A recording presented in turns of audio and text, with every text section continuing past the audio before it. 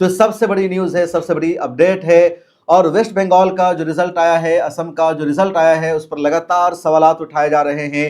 खुद ममता बनर्जी ने सवाल उठाया है। ममता बनर्जी ने इस पूरे रिजल्ट को मानने से इनकार कर दिया है। पिछले लाइव में मैंने आपको ममता बनर्जी का वीडियो सुनाया था। ममता बनर्जी के दूसरे नेताओं ने भी आकर सवाल उठाया और कहा कि जो रिजल्ट आ रहा है उस रिजल्ट में धांधली की जा रही है। 70 सीटों का जो रिजल्ट है उसको रोक दिया गया है। ताज़ा तरीन अपडेट नहीं दी जा रही है।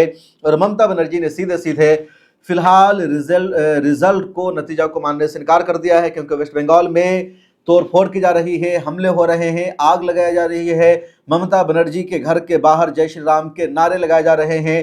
काउंटिंग सेंटर पर ममता बनर्जी के वर्करों को, उनके नेताओं को घुसने से रोका जा रहा है।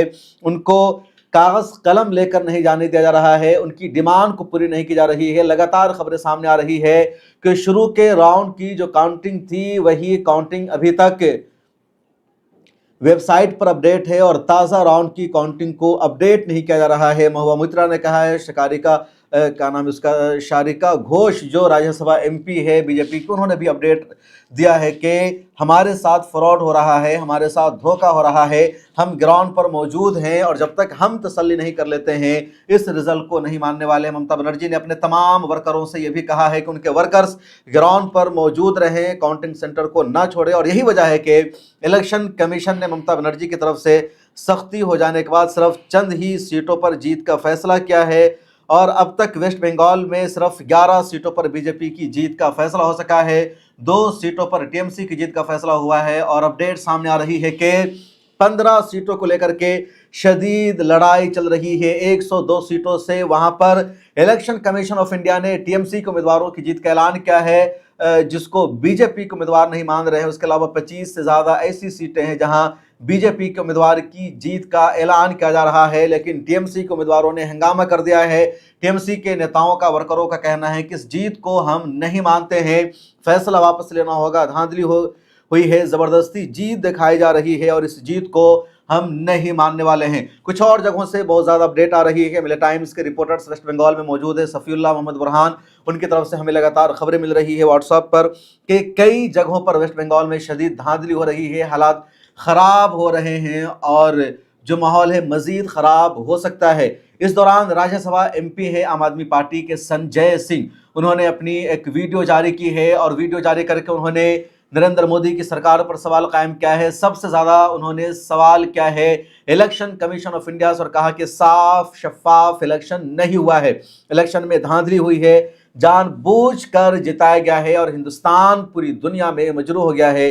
भारत की डेमोक्रेसी और जमहूरियत की तारीफ होती है, लेकिन यहाँ पर भारत की जमहूरियत और डेमोक्रेसी को इलेक्शन कमीशन ऑफ इंडिया ने बदनाम कर दिया है। क्या कुछ संजय सिंह ने कहा है, जरा सा मैं अपनी टीम से कहूंगा कि संजय सिंह की वीडियो को चलाइए और आप लोग सुनिए संजय सिंह ने किस तरह सवाल कायम किया है। और बहुत अहम बात है, हर एक के दिल की बात है और इन बातों को आपको सुनना होगा, सीरियस लेना होगा, क्योंकि इस वक्त भारत की डेमोक्रेसी और जमहूरियत खतरे में है। उमर अब्दुल्ला का ट्वीट आ चुका है, उन्होंने बयान दिया है कि वेस्ट बंगाल में ममता बनर्जी की हार 2029 तक महसूस की जाएगी, क्योंकि वेस्ट बंगाल को आखिरी किला माना जा रहा था सेंट्रल पार्टियों का, सेकुलर पार्टियों का, और उसको भी जमींदोज कर दिया है बीजेपी ने। तो जरा चलाइए संजय सिंह की वीडियो को कि क्या कुछ उन्होंने कहा है। जैन साथियों, भारत दुनिया का सबसे बड़ा लोकतंत्र है और आज कई राज्यों के चुनाव परिणाम आए हैं। आपने देखा तमिलनाडु में कितना बड़ा बदलाव हुआ, एक नई पार्टी टीवीके, जिसके नेता विजय को इतना भारी जन समर्थन तमिलनाडु की जनता ने दिया। लोकतंत्र में कई बार ऐसे फैसले जनता देती है, एक नई पार्टी के पक्ष में अपना समर्थन देती है, वो तमिलनाडु में देखने को मिला। बंगाल में जो कुछ हुआ, आज उसको लेकर टीवी चैनल पे जश्न मनाया जाएगा, गोदी मीडिया बड़ी बड़ी बातें करेगा, तमाम उपलब्धियां गिनाएगा मोदी जी की और अमित शाह जी की और भारतीय जनता पार्टी की नीति की, रणनीति की, बहुत सारी बातें होंगी। लेकिन क्या यह वास्तव में लोकतंत्र की जीत है? क्या यह जनता के फैसले की जीत है?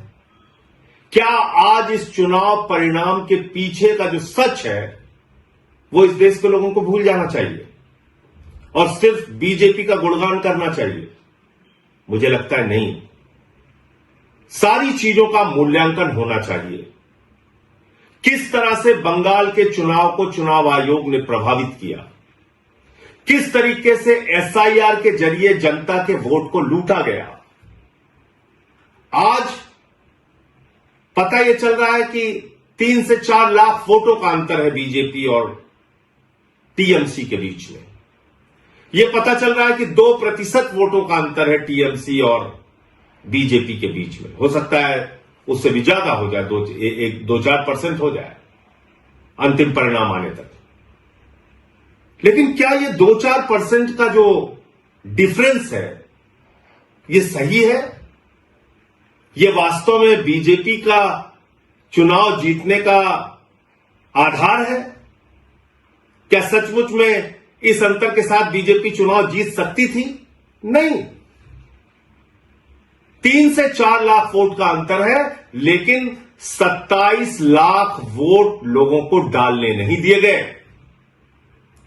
और इस काम में माननीय सर्वोच्च न्यायालय का भी फैसला आने में विलंब हुआ। और सर्वोच्च न्यायालय का फैसला तो सब लोग सुन के हैरान थे कि अगली बार वोट दे देना। अगर आज वो 27 लाख वोट, 27 लाख मतदाता अपना मतदान करने से वंचित नहीं रहे होते, तो क्या आपको बीजेपी की इतनी बड़ी जीत देखने को मिलती? नहीं मिलती। एक अलग तरह का परिणाम आज इस देश के सामने होता। और आज जो बीजेपी जश्न मनाने का काम करेगी, गोदी मीडिया जश्न मनाने का काम करेगी, ज्ञानेश कुमार जश्न मनाने का काम करेंगे, वो नहीं हो पाता। लेकिन दुर्भाग्य से एसआईआर के जरिए लाखों मतदाता, 27 लाख मतदाताओं को वोट के अधिकार से वंचित कर दिया गया। तो ये जो बंगाल की जीत है भारतीय जनता पार्टी की, दरअसल ये लूट तंत्र की जीत है, लोकतंत्र की जीत नहीं है। कितनी गंदी भाषा का प्रयोग किया गया चुनाव में, प्रधानमंत्री के द्वारा, गृह मंत्री के द्वारा, बीजेपी के नेताओं के द्वारा। चलिए वो चुनाव का एक पक्ष है। किस तरह से वहां पे केंद्रीय सुरक्षा बलों का इस्तेमाल किया गया, लगभग 2.5 लाख सुरक्षा बलों का वहां पर इन्फोर्समेंट किया गया, डिप्लॉयमेंट किया गया। 2.5 लाख सुरक्षा बल लगाए गए। कल्पना कीजिए, अमेरिका ईरान से लड़ने के लिए 50,000 सैनिकों का इस्तेमाल करता है, और भारत की मोदी जी की सरकार ममता बनर्जी से लड़ने के लिए 2.5 लाख सैनिकों का इस्तेमाल करती है। इतनी बड़ी दुश्मनी यह निभाई जा रही है। फिर इस चुनाव में यह भी प्रश्न उठता है कि किस तरह से विपक्ष के जो नेता थे, कांग्रेस पार्टी जो थी, राहुल गांधी जो थे, वो जाके वहां पे ममता बनर्जी को ही टारगेट कर रहे थे। 3 से 4% वोट उन लोगों ने भी काटा। वो एक अलग प्रकार का सवाल है। लेकिन इसमें आज टीएमसी की हार हो गई, ममता बनर्जी की हार हो गई और लोकतंत्र की जीत हो गई, ऐसा नहीं है। सच्चाई को छिपाया नहीं जा सकता। ये एसआईआर के घपले की जीत है, ये ज्ञानेश कुमार के घोटाले की जीत है, ये मोदी अमित शाह के द्वारा केंद्रीय सुरक्षा बलों के बेजा इस्तेमाल की जीत है, ये मोदी अमित शाह के इशारे पर चुनाव आयोग एजेंट बन के बीजेपी का जिस तरह से काम कर रहा था, और वहां पर सरकारी अधिकारी, चाहे चीफ सेक्रेटरी हो, डीजीपी हो, तमाम जिलों के अधिकारी हो, एसपी हो, डीएम हो, जिस तरह से उनको हटाया गया, ये उसकी जीत है। ये लोकतंत्र की जीत नहीं है। इसके अलावा भी दूसरी बात है, जनता से भी कई प्रश्न हैं। अब जैसे दिल्ली का चुनाव हुआ, दिल्ली के चुनाव में आम आदमी पार्टी ने जो वादे किए पूरा किया, उससे ज्यादा काम करके दिखाया। लेकिन अगर आपको प्रधानमंत्री के 2,500 देने के झूठे वादे पर यकीन था, तो इसमें गलती आम आदमी पार्टी और केजरीवाल की नहीं थी। आज अगर बंगाल के चुनाव में, पंजाब के चुनाव में या दूसरे राज्यों के चुनाव में भारतीय जनता पार्टी जाती है, झूठे वादे करती है, उत्तर प्रदेश के चुनाव में, और उसका मूल्यांकन किए बगैर अगर आप उसको वोट करते हैं, तो इसमें उन पार्टियों की गलती नहीं है, हमको भी अपने बारे में सोचना पड़ेगा। पंजाब में हमारी सरकार ने जो वादा किया उससे ज्यादा काम किया, दिल्ली में हमने जो वादा किया उससे ज्यादा काम किया, लेकिन मोदी जी झालमुड़ी खा के चुनाव जीत रहे हैं, झूठे वादे करके चुनाव जीत रहे हैं। कह रहे 3,000 रुपए देंगे, दिल्ली में महिलाओं को 2,500 नहीं दिया, बंगाल में जाके कह रहे 3,000 रुपए देंगे। उनकी नफरत की राजनीति पे अगर आपको गुस्सा नहीं आता, अगर 993 रुपए सिलेंडर का दाम बढ़ जाता है उस पर गुस्सा नहीं आता, चुनाव ठीक खत्म होता है उसके तुरंत बाद, और हम लोग कह रहे थे कि निश्चित रूप से गैस के दाम बढ़ेंगे, 261 रुपए 5 किलो के सिलेंडर का दाम बढ़ गया, अब पेट्रोल डीजल के भी दाम बढ़ेंगे। लेकिन अगर इन सब बातों से जनता को कोई फर्क नहीं पड़ता तो भारतीय जनता पार्टी को क्यों फर्क पड़ेगा, मोदी अमित शाह को क्यों फर्क पड़ेगा? वो तो अपना ये लूट तंत्र का खेल चलाएंगे और जैसे चाहेंगे देश में महंगाई बढ़ाएंगे, जैसे चाहेंगे पूंजीपतियों को बढ़ावा देंगे, जैसे चाहेंगे सरकारी तंत्र का दुरुपयोग करेंगे, जो उन्होंने बंगाल में किया, ईडी का दुरुपयोग किया, सीबीआई का दुरुपयोग किया, चुनाव आयोग का दुरुपयोग किया, हजारों करोड़ रुपए पानी की तरह बहाए, अधिकारियों की ट्रांसफर पोस्टिंग सस्पेंशन किया, 2.5 लाख वहां पे केंद्रीय सुरक्षा बल लगाए, चुनाव का माहौल बिगाड़ा, जो कुछ भी वो कर सकते थे उन्होंने किया, और बंगाल में बीजेपी आज चुनाव जीत गई।